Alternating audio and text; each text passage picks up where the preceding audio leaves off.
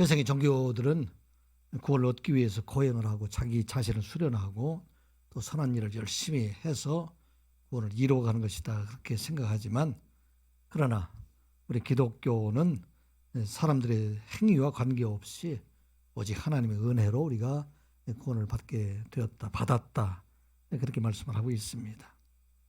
우리 성도들은 이미 창세 전에 하나님께서 우리 하나님의 자녀로 택하여 부름을 받게 하시고 예수 그리스도의 대속의 은혜로 우리 모든 죄를 사해 주셔서 우리를 거룩한 하나님의 백성이 되게 하셨습니다. 그리고 이 땅에 살아갈 동안에 우리는 하나님의 백성으로 인쳐 주실 뿐만 아니라 우리 마음속에 성령을 언제나 함께 계셔서 우리로 하여금 이 땅에 살아갈 동안에 하나님의 자녀로 살아가게 하시는 것, 이게 바로 우리 하나님의 백성들이 세상의 모든 종교인들과 다르다 하는 것을 보여주고 있습니다. 그러면 우리 성도들은 언제든지 하나님의 자녀됨의 정체성을 잊지 말고 살아가야 한다 하는 말씀입니다. 요한복음 5장 24절에 말씀하시기를 내가 진실로 진실로 너희에게 이르노니 내 말을 듣고 또 나 보내신 이를 믿는 자는 영생을 얻었고 심판에 이르지 아니하나니 사망에서 생명으로 옮겨졌느니라. 아멘. 이 시간 우리 예배하는 우리 모두가 항상 이 말씀을 잊지 않고 살아야 할 것입니다. 우리는 이미 이 세상에 살아가고 있지만 사망에서 생명으로 옮겨진 자, 영원한 생명을 가진 자로 살아가고 있다 하는 것을 우리가 잊지 말아야 됩니다. 그렇기 때문에 우리 모두가 이 세상에 어떤 다른 사람과 다른 하늘의 복, 신령한 복을 가진 자로 살아가고 있다 하는 것입니다. 세상에는 어떤 사람도 가지지 못하는 그런 신령한 복을 가지고 있는 우리가 되기 때문에 이 땅에 살아갈 동안에 세상에 어느 것도 우리를 넘어지게 할 수 없고 어느 것도 우리를 하나님의 사랑에서 끊을 수가 없게 하셨다 하는 것을 말씀을 합니다. 로마서 8장 38절에 그래서 사울은 이렇게 사도 바울은 선언하듯이 말씀을 합니다. 내가 확신하노니 사망이나 생명이나 천사들이나 권세자들이나 현재일이나 장래일이나 능력이나 높음이나 깊음이나 다른 어떤 피조물이라도 우리를 우리 주 예수 그리스도 안에 있는 하나님의 사랑에서 끊을 수 없느니라. 아멘. 모두가 하나님의 백성, 하나님의 자녀가 되었기 때문에 세상의 어떤 것들도 우리를 하나님의 사랑에서 끊을 수 없게 하셨고 이 땅에 살아갈 동안에 하나님의 백성을 하나님의 자녀로 살아가게 하셨다 하는 말씀입니다. 4장부터는 우리 하나님의 백성들이 되기 때문에 이제는 이 땅에 살아갈 동안에 하나님의 거룩한 백성으로 살아가는 자가 되라 하는 말씀입니다. 하나님의 복을 받은 자임에도 불구하고 복을 받지 않은 세상 사람과 동일하게 살아가는 것들이 아니라 이 땅에 살아갈 동안에 하나님의 신령한 은혜와 복을 받은 자로 세상의 모든 근심과 걱정에서 떠나서 이제 하나님이 주시는 은혜 가운데 살아가는 자가 되라 하는 말씀입니다. 그래서 먼저 우리는 부르심에 합당한, 우리를 하나님의 백성으로 부르셨는데 그 부르심에 합당한 자로 살아가는 일에 힘쓰는 자가 되라 말씀입니다. 겸손과 온유로 행하고 오래 참음으로 서로 용납하여 사랑이 성령이 하나 되게 하는 것을 힘써 지키는 자가 되라 하는 말씀입니다. 우리를 가정 안에서, 직장 안에서, 교회 안에서 우리 모두가 하나님의 백성, 하나님의 자녀, 거룩한 백성으로 불러주셨기 때문에 모두가 하나 되는 일에 힘쓰는 자가 되라. 우리가 힘써서 그리스도의 성품에 이르기까지 장성하는 자가 되게 할 뿐만 아니라 이제 우리 모두에게 교회에 주신 은사에 따라서 우리에게 주신 이 일을 통해서 교회를 세워가고 하나님의 나라에 이르는 그날까지 우리에게 주신 소명을 다하는 자로 살아가라 말씀합니다. 이 시간 예배한 우리 모두에게도 하나님께서 놀라운 은사를 주셨음을 우리가 잊지 아니하고 여러분들을 주신 그 자리에서 가정을 세워가고 직장을 세워가고 기업을 세워가고 교회를 세워가는 여러분들 되시기 바랍니다. 또 우리가 이제는 새 사람이 되었기 때문에 옛사람, 옛날 믿기 전에 그리스도 알기 전에 세상 사람들과는 다른 그런 새 사람으로 살아가는 자가 되라 하는 말씀입니다. 전에 너희들 어둠 속에 살아갔고 하나님 알지 못하는 무지함 속에 살아가고 너희들의 마음이 완악해서 그러한 강팍한 마음 가운데 살아서 세상의 방탕과 세상의 욕심 가운데 살았지만은 이제 그리스도 안에서 의와 진리의 거룩함으로 지으신 받은 새 사람으로 살아가라 말씀입니다. 이 새 사람으로 살아가는 것은 옛사람의 생활을 벗어버리고 이제 거룩한 새 사람으로 살아가되 거짓말하지 말고 항상 참된 것을 말하고 우리가 분을 내어도 그 분을 품지 말고 이 분을 통해서 하나님의 죄를 짓는 그런 자가 되지 말라. 도둑질하지 말고 열심히 일해서 내가 열심히 버는 것을 가지고 많은 사람을 돕는 자로 살아가는 자가 되라.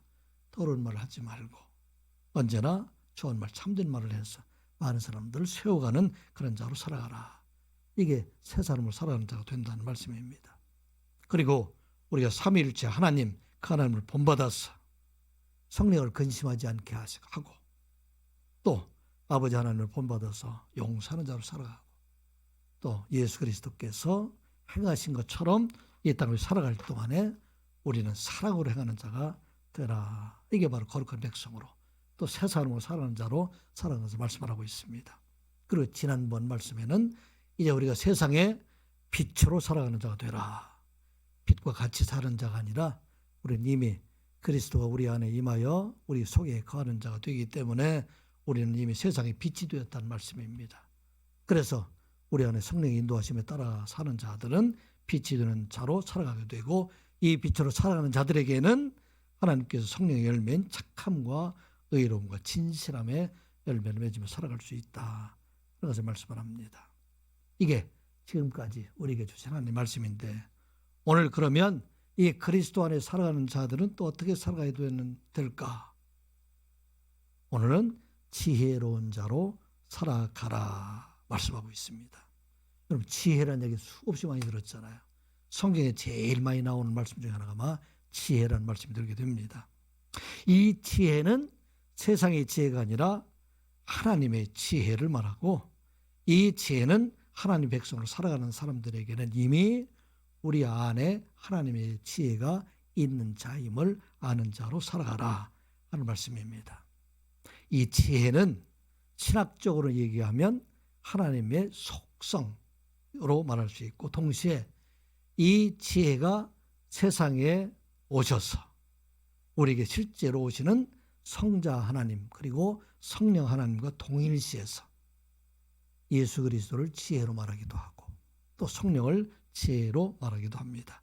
그래서 이 지혜로 말하면 이미 세상을 창조하기 이전부터 계셨을 뿐만 아니라 이 지혜가 창조사역에 함께 참여하였고 온 세상의 모든 만물을 운행하시고 섭리하신 그 일에 지혜로 이 일들을 이루어가시고 또 택하신 모든 백성들을 구원을 이루어가신 구속사역을 이루어가시는 것도 바로 지혜로 이 일들을 이루어가게 하시고 택하신 모든 사람들에게 복을 주시는 것도 바로 하나님의 지혜이다 하는 것을 말씀하고 있는 것입니다. 그래서 이 지혜라는 것은 바로 하나님이시면서 또한 이 세상에 하나님의 뜻을 이루어가는 그런 하나님의 사역들 성자의 사역과 성령의 사역을 말하고 있는 것입니다. 성경에 나와 있는 그 지혜의 사역을 몇 가지 말씀을 드려보면 첫째 이 지혜는 창조사역. 하나님이 온 세상을 창조하실 때 바로 하나님의 지혜를 창조하셨다. 그렇게 말씀을 하고 있어요. 시편 104편 24편의 말씀을 보면 여호와여 주께서 하신 일이 어찌 그리 많으신지요. 주께서 지혜로 그들을 다 지으셨으니 주께서 지으신 것이 땅에 가득하니이다. 아멘. 하나님의 지혜로 우리가 어떻게 할 수 있어요? 이 세상의 모든 만물을 창조한 것을 다 보면 이것이 바로 하나님의 지혜를 나타내면 된다 하는 걸 말씀하고 있어요. 하나님께서 이 세상 모든 것을 다 창조하신 것 이게 바로 하나님의 지혜로 창조하셨다 말하고 있습니다. 하나님께서 이 모든 것을 창조하셨을 뿐만 아니라 이 모든 만물을 다 운행하시는 것, 섭리하시는 것 이것도 바로 하나님의 지혜로 이 일들을 이루어가고 계시다 말씀하고 있습니다. 여러분들 밤하늘에 수많은 별들이 있잖아요. 요즘은 이제 저녁에도 어둡지 않기 때문에 밤의 별들을 우리가 잘 못 보지만은 그날 깊은 산 속에 들어가서 별을 보면 수많은 별들이 있는데 이 별들이 충돌하지 않고 움직이는 모든 것들, 이것도 다 하나님께서 지혜로 운행하시고 순환한 별들이 제자리에 지킬 뿐만 아니라 이것들에 따라 철따라 우리에게 열매를 맺게 하는 모든 것들 다 하나님의 지혜로 일들을 이루어가게 하신다 하는 말씀입니다. 이 세상의 모든 나라들, 이 통치하고 있는 것, 이 모든 것들도 다 하나님의 지혜로 일들을 다 이루어가게 하신다. 세상의 모든 나라를 세우기도 하고 멸하기도 하시고 결국은 택하신 모든 백성을 구원에 이루어가는 모든 과정들, 이게 바로 하나님의 지혜로 이루어가신다. 시편 104편 10절 11절 이렇게 기록이 되어 있어요. 여호와께서 나라들의 계획을 폐하시며 민족들의 사상을 무효하게 하시는도다. 여호와의 계획은 영원히 서고 그의 생각은 대대에 이르리로다. 아멘. 그래 모든 것을 운행하시는 것, 우리의 눈으로 보이지 않지만 무엇을 하신다? 하나님의 지혜로 이 일들을 다 이루어가게 하신다. 그뿐만 아니라 택하신 백성들을 구원하게 하시고 하나님 알게 하시고 또 우리가 믿음으로 고백하는 모든 것들, 이것도 하나님께서 우리 안에 계시는 지혜를 통해서 이를 이루어가게 하신다 하는 말씀입니다. 고린도전서 1장 21절에 있는 말씀이죠.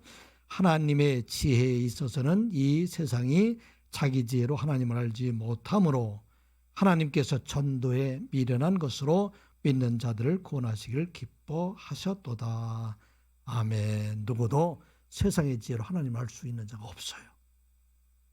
많은 사람들이 세상의 철학으로 하나님을 알고자 노력했지만 세상의 철학을 가지고 하나님을 발견한 사람은 없습니다. 누가 하나님을 알 수가 있을까요? 그 마음속에 하나님의 계시로 하나님의 지혜를 넣어준 자, 그 사람들만이 하나님을 고백할 수 있다 하는 것입니다. 그 원세를 창조하신 것도 하나님이시고 원세를 다 운행하신 것도 하나님이시고 또 우리가 하나님을 알게 하시고 우리로 하여금 구원받게 하시는 그분이 바로 지혜로 우리에게 이 모든 걸 알게 하신다 하는 말씀입니다. 그리고 이 지혜로 살아가는 사람들에게 우리 하나님께서 우리 모두가 다 복이 되게 하셨다 하는 말씀입니다. 성경에 보면 이 지혜를 의인화시켜서 하나님으로 또 성령으로 예수님으로 이렇게 의인화시켰던 내용들이 잠언에 보면 기록이 되어 있어요. 잠언 3장 15절에 이렇게 기록이 되어 있어요. 지혜는 진주보다 귀하니 내가 사모하는 모든 것으로도 이에 비교할 수 없도다. 그의 오른손에는 장수가 있고 그의 왼손에는 부귀가 있나니 그 길은 즐거운 길이요 그 지름길은 다 평강이니라. 지혜는 그 얻는 자에게 생명나무라. 지혜를 가진 자는 복되도다. 아멘. 이 지혜가 얼마나 귀한 것이다 하는 것을 성경에 가득 채워있는 말씀입니다. 이 지혜로 성부 하나님의 창조 목적을 세상에 이루어가는 성령 하나님, 성자 하나님의 사역 모든 것이 다 지혜로 이렇게 표현되어 있다. 그래서 말씀하고 있는 것입니다. 그래서 성령 하나님 안에 살아가게 될 때, 우리가 그리스도 안에 살아가게 될 때 우리의 삶 전체가 다 복이 되게 하셨다 하는 말씀입니다.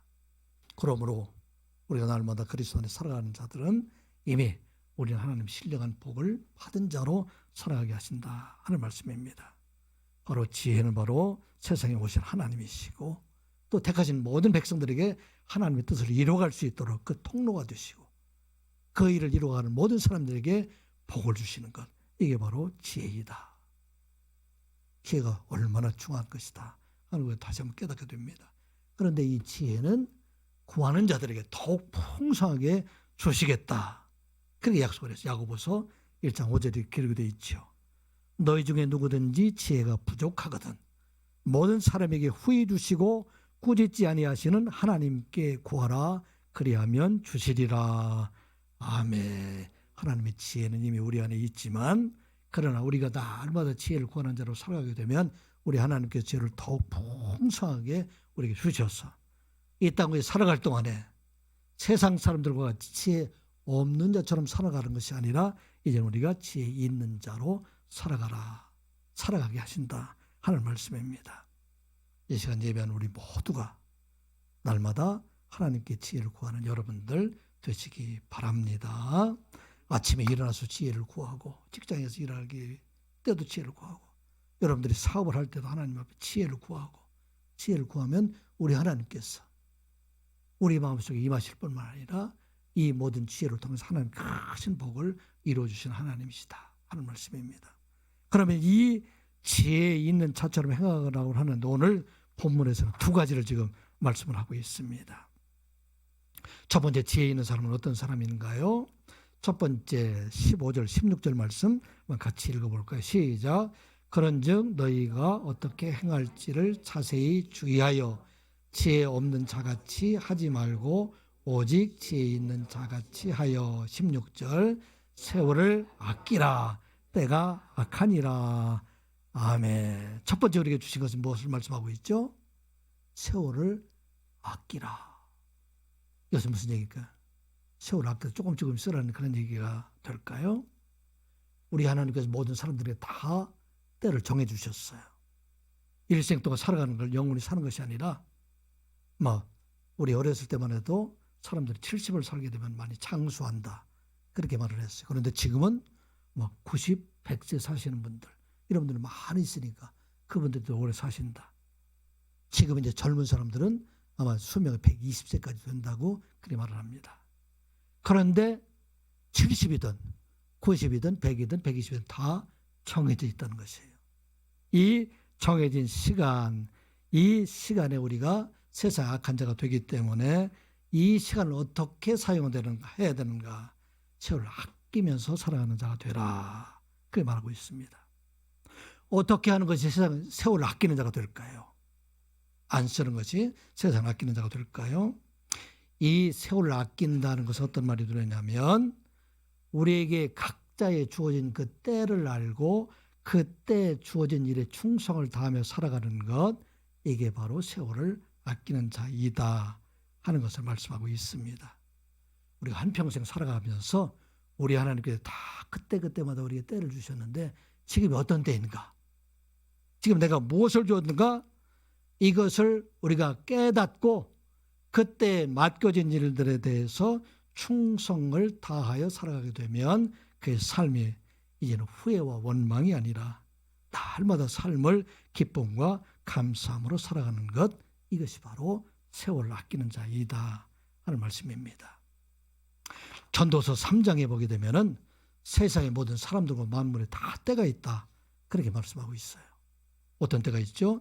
사람이 날 때가 있고 죽을 때도 있고 또 심을 때가 있으면 그것을 뽑을 때가 있고 또 죽을 때가 있지만 치료할 때가 있고 사람이 울 때가 있지만 그러나 웃을 때도 있고 슬퍼할 때가 있지만 춤출 때도 있고 돌을 던져버릴 때도 있지만 돌을 거둘 때가 있고 안을 때도 있지만 이를 멀리 할 때도 있다. 찾을 때도 있지만 이것을 찾은 것을 잃어버릴 때도 있다. 지킬 때가 있지만 이것을 버릴 때가 있다. 이 전도서 3장에 우리가 더 붙여보면 이 사람들의 삶을 보게 되면은 놀아야 될 때도 있고 일해야 될 때도 있다. 놀아야 될 때도 있지만 열심히 공부해야 될 때가 있다. 학문을 열심히 연구할 때도 있지만 그 학문을 통해서 사용할 때도 있는 것이다. 우리가 돈을 열심히 벌 때도 있지만 이 번 돈을 가지고 쓸 때도 있다 말하고 있습니다. 그런데 우리 하나님께서는 이 모든 때를 다 아름답게 해주셨다 말씀하고 있는 것입니다. 전도서 3장 11절 말씀을 보면 하나님이 모든 것을 지으시되 때를 따라 아름답게 하셨고 또 사람에게는 영원을 사모하는 마음을 주셨느니라. 그러나 하나님이 하시는 일에 시종을 사람으로 측량할 수 없게 하셨도다. 아멘. 우리 하나님께서는 모든 때를 다 아름답게 하셨다. 그렇게 말씀하고 있는 것입니다. 무슨 말씀일까요? 사람이 웃을 때만 아름답게 하신 것이 아니라 눈물을 흘릴 때도 아름답게 하시고 우리를 성공할 때만 아름답게 하신 것이 아니라 실패하여 고통 속에 있을 때도 그때도 아름답게 하셨다. 왜 우리를 성공하게 하시고 우리를 실패하게 하셨을까? 이 모든 과정을 통해서 우리 하나님께서는 하나님의 살아계심, 하나님의 은혜를 우리로 하여금 깨닫고 살아가게 하셨다는 것을 말씀을 하고 있는 것입니다. 그래서 우리가 울어야 할 때는 울어야 되고 웃어야 될 때는 웃어야 되고 날 때는 우리가 날 때의 기쁨을 알게 되고 또 또 우리가 거듭하게 될 때는 이것을 주신 분께 감사하는 그런 자로 살아가라 하는 건 말씀입니다. 그런데 문제가 되는 것은 사람들이 웃어야 될 때 웃지 못하고 울어야 될 때 울지 못하고 또 칭찬할 때 칭찬하지 못하고 책망할 때 책망하지 못하기 때문에 세상에 많은 문제가 되는 것을 보게 됩니다.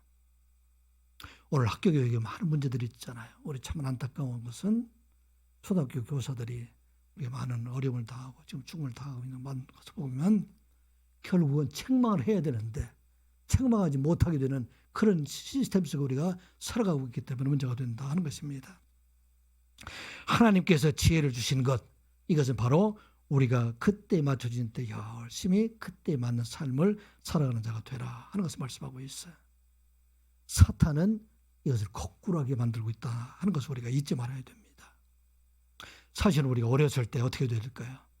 어려울 때는 어렸을 때 열심히 배우는 일에 힘써야 될까요? 놀아야 될까요? 어린 자녀들 어때요? 여러분들 지나온 사람들 놀아야 되잖아요.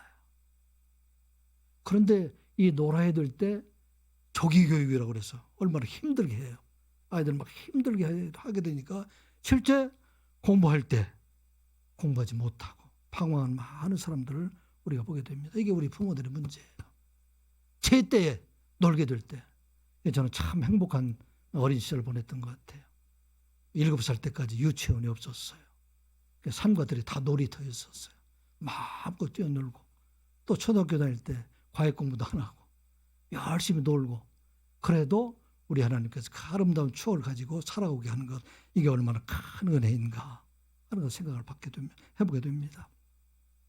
어린 자녀들이 사랑을 받아야 될 때인데 사랑하지 못하고 어머니의 사랑으로 자기의 사랑으로 어린아이들 억압하는 경우가 있기 때문에 사랑받아야 할 그 나이에 사랑받지 못해서 평생 동안 사랑을 갈급해야 하는 많은 사람들, 그 사람들을 보게 됩니다. 사랑은 받은 사람들이 줄 수가 있는 거예요. 이게 제때 그 맞는 때에 이것을 하지 못하기 때문에 그래서 이 일로 인해서 어려움 당하는 사람들 많이 보게 됩니다. 공부해야 될 때 공부를 해야 되는데 공부하지 못하기 때문에 나중에 나이 들어서 이렇게 공부하려고 하는 사람들 많이 있잖아요. 나이 들어서 어려움 당하는 사람들 많이 있잖아요. 공부할 수 있는 것은 젊었을 때요. 우리가 20세 전후에서 가장 기억력이 왕성하고 열심히 할 수 있는 체력적으로 되고 있을 때 열심히 해야 그래야 나중에 30, 40, 50 평생 동안 열심히 일하고 그 열매를 맺어갈 수가 있는 것을 보게 됩니다. 그런데 공부해야 될 때 하지 않았기 때문에 최선을 다하지 않았고 열심히 다하지 않았기 때문에 그래서 이 일로 인해서 평생 동안 어려움을 당하는 많은 사람들, 그 사람들 많이 보게 됩니다. 때에 맞는 자로 살아가라. 이게 오늘 우리에게 주신 말씀이에요. 돈을 열심히 벌 때도 있지만 그것을 쓸 줄도 알아야 된다. 오늘날 우리 많은 어른들의 잘못된 것이 바로 그것이지 않습니까? 열심히 벌어서 쌓아두기는 했는데 그걸 가지고 자녀들에게 넘겨주기로 했는데 이 일로 인해서 자녀들이 어려움을 당하는 거 참 많이 있지 않습니까? 열심히 하나님의 지혜는 이것을 모을 것뿐 아니라 쓸 줄 아는 자, 이것을 우리에게 주었습니다. 우리 하나님께서 때를 주셨는데 그 때가 정해져 있잖아요. 계속 할 수가 없기 때문에 그때에 맞는 것을 우리에게 충성을 다하게 되면 비록 짧은 인생이지만 이 짧은 인생 동안 하나님의 놀라운 일들을 이루어가는 사람들을 우리가 수없이 많이 보게 됩니다. 그러므로 우리 청년의 때는 이런 사람들 어떻게 될까요? 열심히 공부하고 열심히 준비하고 직장도 들어갔다 해서 끝나는 것이 아니라 지금이라도 더 준비하고 그래서 열심히 준비하게 되면 하나님께서 그를 평생 동안 사용하는 자로 세워가는 것이 바로 하나님의 은혜이다. 우리 어른들은 어떻게 될까요? 열심히 배우는 것도 중요하지만 내게 주신 하나님의 은혜로 이제는 하나님 앞에 기도하고 또 내게 주신 은혜를 나누어 살며 내가 모든 사람들에게 덕을 베풀어가는 삶을 살아가는 것, 이게 바로 때에 맞는 삶을 살아가는 것이다 하는 것입니다. 이것이 바뀌게 되면 열매 없는 삶을 살아가게 된다 하는 것입니다. 그러므로 오늘 우리에게 주신 말씀, 여기 세월 아끼라 하는 것은 우리에게 각자 주신 그 때를 잘 알고 그 때에 하나님께 주신 일에 충성을 다해서 여러분의 평생에 아름다운 열매를 맺으며 살아가는 여러분들 되시기를 주님의 이름으로 축복합니다. 또 우리가 기억해야 할 것은 여기에 세월을 아낀다. 지혜로운 자라는 것은 어떤 삶이냐면 우리의 삶이 하나님과 함께하는 삶을 살아가야 된다 하는 말씀입니다. 세월을 아끼라는 말은 이것은 오래 살고 오래 살아가는 것이 아니라 얼마만큼 그 시간을 하나님과 함께하는 시간으로 살아가는 것인가. 이 세월 아끼라는 것은 하나님과 함께하는 삶을 살아가라 하는 말씀입니다. 여기 원어로 세월을 아끼라 이 말씀이 어떻게 이루게 되어 있냐면 엑사고라 조메노이 톤 카이론 이렇게 되어 있는데 어떤 말이냐면 엑사고라 조마이라는 것은 구속하다. 아끼라는 얘기는 구속하다는 얘기가 무슨 말이냐 시간을 산다는 얘기예요. 이 구속은 예수님께서 십자가에 죽으심으로 말미암아 세상의 모든 사람들을 죄 가운데 있는 사람들을 속죄하고 사들인 것처럼 그 시간을 사들이게 되라. 그런데 그 시간은 어떤 시간인가? 카이로스라고 얘기되어 있어요. 헬라에서는 시간을 두 가지로 얘기하고 있는데 크로노스 시간이 있고 카이로스 시간이 있어요. 이 크로노스 시간이라는 얘기는 양적인 시간을 말해요. 시간은 길이를 말하고 있어요. 우리가 살아가고 있는 모든 사람들이 70을 살게 되면 70이 바로 크로노스 시간이 돼요. 그런데 이 카이로스 시간은 그 안에 하나님께서 얼마나 개입하시고 하나님께서 함께 계셨는가 하는 시간이 바로 카이로스 시간이에요. 70을 살았는데 그중에 하나님과 함께하는 시간이 3년밖에 되지 않으면 그 삶은 어떻게 보면 70 가운데 가장 의미 있는 시간은 3년밖에 되지 않는다 하는 것을 말씀을 하고 있는 것입니다. 그리고 오늘 우리에게 주신 말씀은 이 땅에 살아갈 동안에 하나님과 함께하는 시간, 그 시간이 바로 세월을 아끼는 자이다 하는 말씀입니다. 열심히 기도하는 시간, 열심히 하나님과 함께하는 시간, 그 시간이 바로 하나님께 기뻐하시는 시간이고 그 시간이 하나님의 나라로 영원토록 이어지는 시간이 된다 하는 말씀입니다. 성경에서 제일 오래 산 사람이 누구일까요? 성경에 제일 오래 산 사람 무드셀라 몇 살 살았어요? 969세. 성경에서 무드셀라보다 더 많이 산 사람은 있을까요? 없을까요? 어디서 더 많이 산 사람?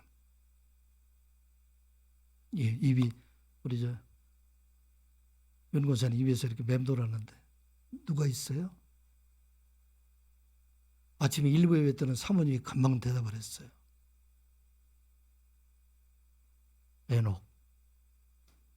에녹입니다. 에녹의 삶은 이 세상 살아나갈 동안에 365일 동안 동행하다가 하나님의 나라를 옮겨졌다. 그렇게 기록을 하고 있어요. 영원토록 살아가고 있다. 365년 동안 살았지만 그 삶이 하나님과 동행하는 삶이 되기 때문에 그 삶은 영원한 하나님의 나라에 이어지는 삶이 되었다 하는 것을 말씀하고 있어요. 오늘 우리에게 주신 말씀이에요. 우리가 세상에서 오래 사는 것이 중요한 것이 아니라 이 삶 속에 얼마만큼 하나님과 동행하는 삶을 살아가는 자가 되느냐. 그 삶이 바로 하나님이 기뻐하시는 삶이고 세월을 아끼는 자가 된다 하는 말씀입니다. 평생 동안 좋은 집에서 살고 맛있는 거 많이 먹고 세상의 쾌락과 즐거움을 다 가진 왕들의 삶이 크로노스의 삶으로 보게 되면 그 삶이 오래되고 행복한 삶처럼 보이지만 그러나 카이로스 하나님의 관점으로 보게 되면 그것은 텅 빈 삶이 되고 공허의 삶이 된다 하는 것을 말씀하고 있는 것입니다. 예수님께서 33년 동안 세상에 살았지만 그 삶은 하나님의 삶으로 살았기 때문에 꽉 찬 하나님의 나라의 삶이 되기 때문에 그 삶을 통해서 세상의 많은 사람들을 구원하고 하나님 나라에 이르는 삶을 살아가게 하셨다는 것을 말씀하고 있는 것입니다. 오늘 우리에게 주신 말씀이에요. 우리의 삶을 돌아보면서 내가 얼마만큼 오늘 하루를 내가 하나님과 동행하며 하나님 뜻 안에 살아갈 수 있을까? 내가 하나님과 살고 있는 삶이 바로 크로노스의 삶, 카이로스의 삶이 되고 그 삶이 바로 영원토록 이어지는 삶이 된다 하는 말씀입니다. 이 말씀을 잘 표현한 것이 시편 84편 10절의 말씀입니다. 주의 궁정에서 한 날이 다른 곳에서의 첫날보다 나은즉 악인의 장막에 사는 것보다 내 하나님 성전을 문지기로 있는 것이 좋사오니 여호와여 하나님은 해요 방패이시라. 여호와께서 은혜와 영광을 주시며 정직하게 행하는 자에게 좋은 것을 아끼지 아니하실 것임이니이다. 아멘. 이게 바로 우리에게 카이로스 시간, 주의 궁정에서 한 날이 다른 곳에서 첫날보다 낫고, 내가 주의 궁정에서 문지기로 사는 것이 다른 악인의 장막이 거해서 평화롭게 사는 것보다도 낫다. 왜냐하면 우리 하나님은 해가 되시고 방패가 되시기 때문에 우리 하나님을 사모하는 자, 그 안에 사는 자들에게는 은혜와 영화를 그에게 더 주실 뿐만 아니라 정직하게 하나님과 동행하는 삶을 살아가는 자들에게는 좋은 것을 아끼지 않은 것으로 주신다 하는 말씀입니다. 오늘 우리에게 주신 하나님 말씀, 세월을 아끼라, 시간을 절약해라, 그런 말이 아니라 내게 주신 때, 내가 지금 열심히 공부할 때는 열심히 일하고 공부하고, 일할 때 열심히 일하고, 놀 때 열심히 놀고, 내게 돈을 벌 때는 열심히 벌고, 이것을 가지고 주실 때는 말 사용하고, 이렇게 살아가게 될 때 하나님께서 그 삶을 참으로 복된 삶이라고 말씀하시고, 또 우리로 하여금 하나님과 동행하는 삶이 될 때 그 삶이 바로 영원으로 살아가는 삶이 되고, 그 삶이 바로 천국의 삶이 된다 하는 말씀입니다. 선한역의 모든 성도들, 이 말씀 꼭 기억하고 여러분들의 주어진 때에 하나님 일에 충성을 다하는 여러분들 되시기 바랍니다. 그리고 하나님과 동행하는 삶을 살아가게 되면 그 삶이 바로 천국의 삶, 영원의 삶이라 하는 걸 기억하고, 어떤 때든지 하나님이 함께 계시는 삶을 살아가는 여러분들 되시기를 주님의 이름으로 축복합니다. 지혜로운 삶은 첫 번째는 세월을 아끼라 말씀. 두 번째, 주의 뜻을 분별해서 소중한 곳부터 먼저 하는 자가 되라 하는 말씀입니다. 16절, 17절 같이 보겠습니다. 시작. 세월을 아끼라, 때가 악하니라. 그러므로 어리석은 자가 되지 말고 오직 주의 뜻이 무엇인가 이해하라. 아멘. 세상에 할 일들이 너무 많아요. 여러분들 인터넷에 들어가게 되면 수없이 많은 일들이 눈에 들어와요. 그런데 이것 중에서 무엇을 먼저 할까?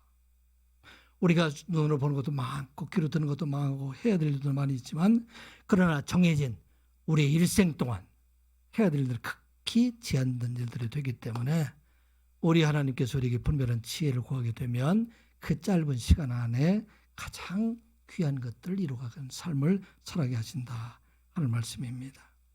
먼저 이 주의 뜻을 분별하게 하는 것은 무엇을 우리가 알아야 되는가? 첫 번째 우리가 기억해야 할 것은 우리 모두를 우리 하나님께서 부르셨다 하는 것을 우리가 잊지 말아야 됩니다. 우리 하나님께 부르시되 이 부르심에 목적이 있다. 왜 우리를 부르셨을까?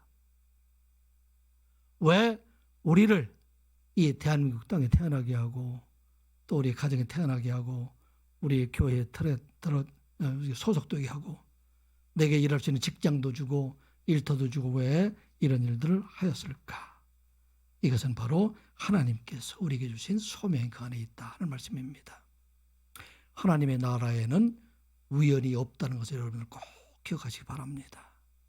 하나님의 나라에는 반드시 하나님의 선한 목적이 그 안에 있다 하는 것을 우리가 잊지 아니하고, 주의 뜻이 왜 나를 이곳에 이 자리에 앉게 하는 것을 알고 그 뜻을 이해하는 자가 되어야 된다 하는 말씀입니다.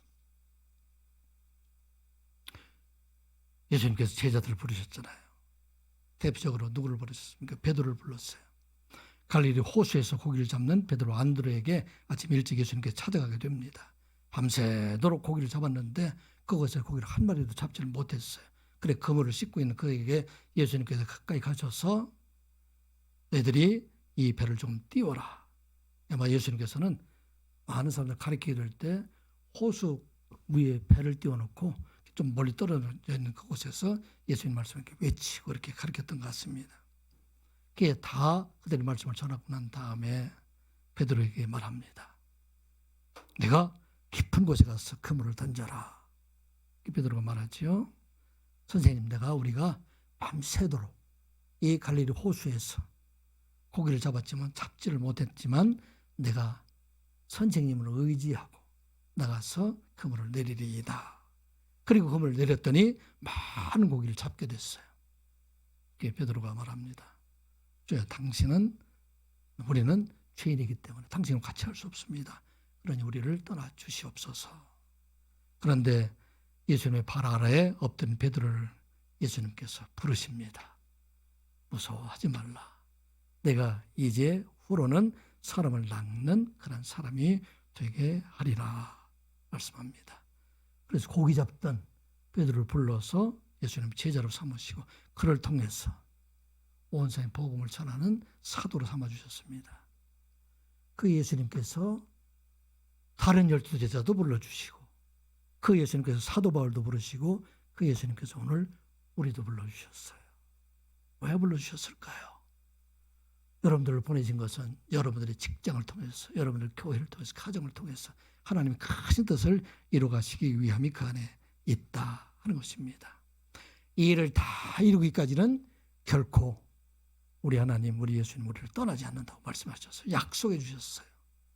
마태복음 28장 19절 20절 말씀. 그러므로 너희는 가서 모든 민족을 제자로 삼아 아버지와 아들과 성령의 이름으로 세례를 베풀고 내가 너희에게 분부한 모든 것을 가르쳐 지키게 하라. 더 중요한 말씀이 뒤에 있어요. 볼지어다 내가 세상 끝날까지 너희와 항상 함께 있으리라 하시니라. 아멘. 이게 더 귀한 말씀이에요. 내가 세상 끝날까지 내가 내게 주신 그 소명 이루어갈 때까지 내가 너희 곁을 떠나지 아니하고 내가 너와 항상 함께 하시리라. 이게 바로 오늘 우리에게 약속하신 말씀입니다.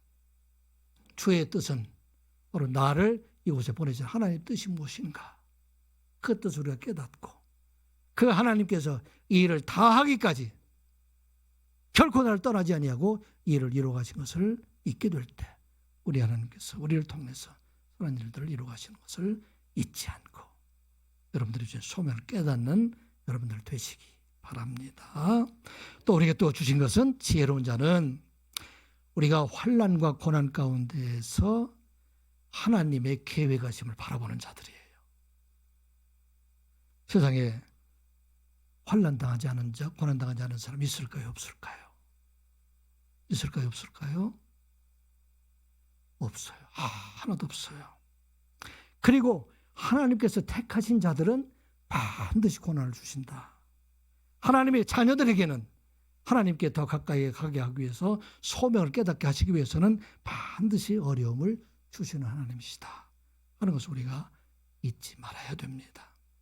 이게 주의 뜻을 분별하는 거예요. 많은 사람들이 어려움을 당해도 하나님 나를 버리셨나, 나를 저주하셨나 생각하지만 우리 하나님께서는 그 모든 과정을 통해서 하나님께서 우리를 부르시고 하나님께 주신 소명을 이루어가는 일에 쓰임받게 하시기 위함이다 하는 말씀입니다. 얼마 전에 제가 한 영혼을 찾아가며 목회하고 있는 젊은 목사 김효비 목사님에 대해서 제가 소개한 적이 있지요. 18살 나이, 어린 나이에 어려운 과정으로 인해서 그 가정에 모든 어려움으로 인해서 부모와 하나님을 원망하고 마지막에 자기 부모에게 폭언을 뽑고 그렇게 자기 가재도를 다 자기 손을 부숴버리고 18살 얼마나 그 마음에 한이 있었으면 그리고 자기는 이제 죽어야 되겠다 그런 생각을 가지고 자기가 평소에 자기 가까이 있었던 어릴 때면 늘 가서 하소연했던 그 은행나무 밑에 가서 나는 이제 목을 메고 죽어야 되겠다. 그리고 목을 매는 순간 비몽사몽간에 한 음성을 듣게 됩니다. 미안하다 유비야. 내가 너를 그 집에 보낸 것은 내가 후에 너와 같이 어려움을 당하고 있는 사람들 그 사람들을 구원하기 위해서 내가 너를 그 집에 보냈다. 조금만 더 참아다오. 이 말을 듣고 미안하다 하는 얘기를 듣고 이 젊은 학생이 마음이 무너지고 하나님께서 나에게도 하나님의 뜻이 있고 나에게도 하나님이 주신 그 소명이 있다 생각하게 됩니다. 그 뒤로 마음이 열심히 공부해서 나중에 그가 신학교에 들어가서 처음에 많은 어려움도 있었지만 그런데 마침내 한 사람들 그렇게 고난당하고 있는 많은 사람들을 다 찾아가면서 그들을 위로하는 자로 살았던 것을 보게 됩니다. 여러분들 고난 중에 있습니까? 어려움 중에 있습니까? 우리 하나님께서는 이 모든 과정을 통해서 하나님의 선한 뜻이 그 안에 있다. 이것을 깨닫는 것이 누가 할 수 있어요? 하나님의 지혜로 할 수 있다는 것입니다. 세상의 지혜는 이해를 할 수가 없어요. 세상 사람들의 생각으로는 이것을 생각할 수 없지만, 그런데 하나님의 지혜가 있는 사람들은 그것을 알고 있어요. 욥이 고백을 하죠. 나의 가는 길을 오직 그가 아시나니 그가 나를 단련하신 후에는 내가 정금같이 나오리라. 아멘. 하나님께서는 사랑하는 자들을, 연단하시는 하나님을 잊지 않는 여러분들 되시기 바랍니다. 소명을 받은 사람들 중에서 거저된 사람 하나도 없어요. 다윗이 왕으로 기름을 받은 게 15살의 소년이었지만 15년 동안 연단을 받아요. 죽을 고비를 수없이 맞이하게 됩니다. 그리고 30세가 되어서 왕의 자리에 오르게 됩니다. 나에게 연단이 있다는 것은 하나님이 살아계심을 우리가 아는 것이에요. 하나님이 가까이 계시다는 우리가 아는 것입니다. 여러분들의 고민이 있다는 것은 여러분들의 고민을 통해서 우리 하나님께서 가까이 계시다는 것을 알려주고 있는 것입니다. 그러므로 여러분들 하나님의 선한 뜻을 여러분들 분별하고 혼란의 날에 살아계신 하나님을 눈으로 보는 여러분들 되시기 바랍니다. 하나 더 우리가 기억해야 할 것은, 하나님의 선한 뜻을 분별하는 것은 지혜로운 자는 어떤 것이냐? 소중한 것부터 먼저 하는 자가 된다 하는 말씀입니다. 여러분들 해야 될 일이 너무 많잖아요. 그런데 많은 사람들이 소중한 것을 하는 것이 아니라 급한 일들을 먼저 하고 다른 사람이 하는 일들을 먼저 하여 살다가 나중에 정작 가장 소중한 것을 다 잃어버리고 살아가는 사람들, 이런 사람들을 말하고 있어요. 오늘 우리에게 주의 뜻을 분별한다는 것은 우리에게 주신 많은 일들에 대해서 우선순위를 정할 줄 아는 것, 그리고 그 중에서 가장 중요한 것들을 먼저 하는 자가 바로 하나님 뜻을 분별하는 자가 된다는 말씀입니다. 마태복음 6장에 보게 되면은 거기 부자에 대한 얘기 나오죠. 세상에서 많은 것을 얻기 위해서 열심히 일하고 재물을 더 모으기 위해서 밤낮 수고하고 또 음식과 먹을 것, 옷, 입을 것, 이것으로 해서 열심히 수고하고 시간을 그것에 전념해서 다 쓰고 있는 사람들, 그 사람들을 향해서 예수님께서 말씀하십니다. 그런즉 너희는 먼저 그의 나라와 그의 의를 구하라. 그리하면 이 모든 것을 너에게 더하시리라. 아멘. 오늘 우리에게 주신 말씀이잖아요. 얼마나 바빠요. 먹고 사는 일들, 옷 입는 일들, 또 더 좋은 집을 가기 위해서. 그런데 이 모든 것보다 먼저 해야 될 일, 그게 바로 하나님의 나라와 의를 구하는 자가 되라 하는 말씀입니다.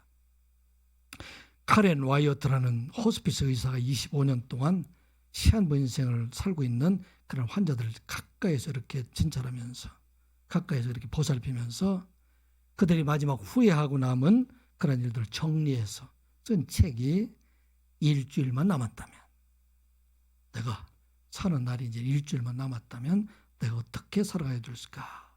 그것을 정리한 책이 일주일만 남았다는 그런 책이 있어요.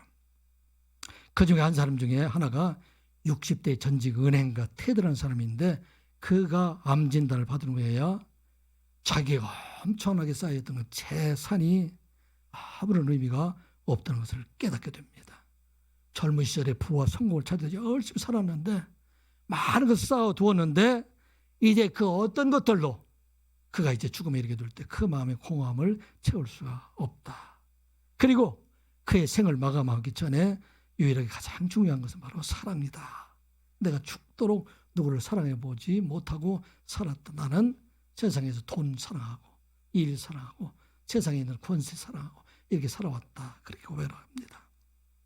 25년 동안 만난 시한부 환자들 중에 가장 후회하고 있으면서 마지막 하고 싶은 일들이 뭘까? 그들에게 이렇게 후회하고 죽었다고 합니다. 내가 죽을 만큼 마음껏 사랑해 볼 걸. 내가 죽을 만큼 그렇게 사랑해 볼 걸. 내가 조금 더 일찍 용서해 볼 걸.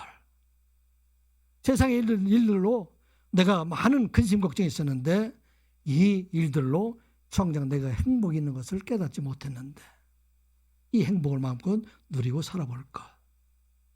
내가 마음을 열어놓고 지금까지도 오해하고 있는 사람들, 이 사람을 포용해서 할걸.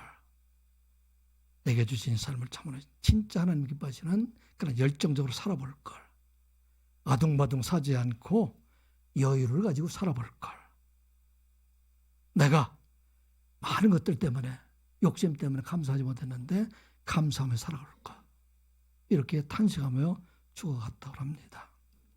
그런데 놀라운 것은 얘들이 후회하고 있는 것들 중에서 돈으로 되는 것이 없고 권력으로 되는 것이 없고 다 일상에 가까이 주어졌던 것을 보게 됩니다.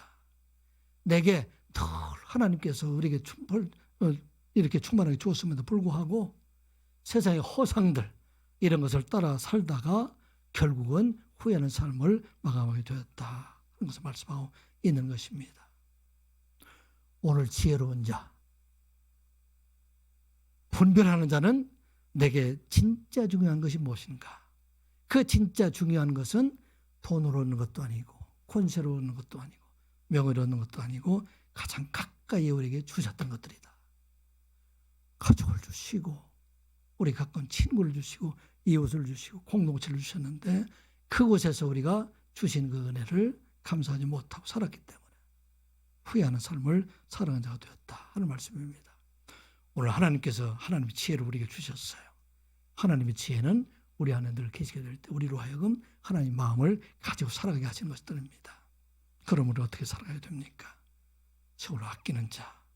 아끼는 자라는 것은 내게 주신 때, 여러분들이 주신 때, 그때 내게 주신 일들 열심히 하는 것들이고, 그리고 내가 늘 하나님과 동행하는 삶을 살아가는 것, 그리고 내게 주신 소망을 잘 깨닫고 연달아서 하나님 앞에 감사하며 내게 주신 평생에 가장 소중한 것 무엇일까요? 여러분들의 소중한 게 무엇일까요? 이것을 먼저 행하는 것, 이거 바로 하나님의 지혜이고 하나님 나라 백성으로 살아가게 된다 하는 것을 기억하고 하나님 교회 모든 성도들은 하나님의 지혜 가운데 살아가며 하나님의 주신 은혜와 축복 가운데 살아가시기를 주님의 이름으로 축복합니다. 기도합니다. 아버지 하나님, 우리에게 이 땅의 삶을 허락하여 주심을 감사드리옵나이다. 지혜로운 자로 살아가게 하여 주시옵소서.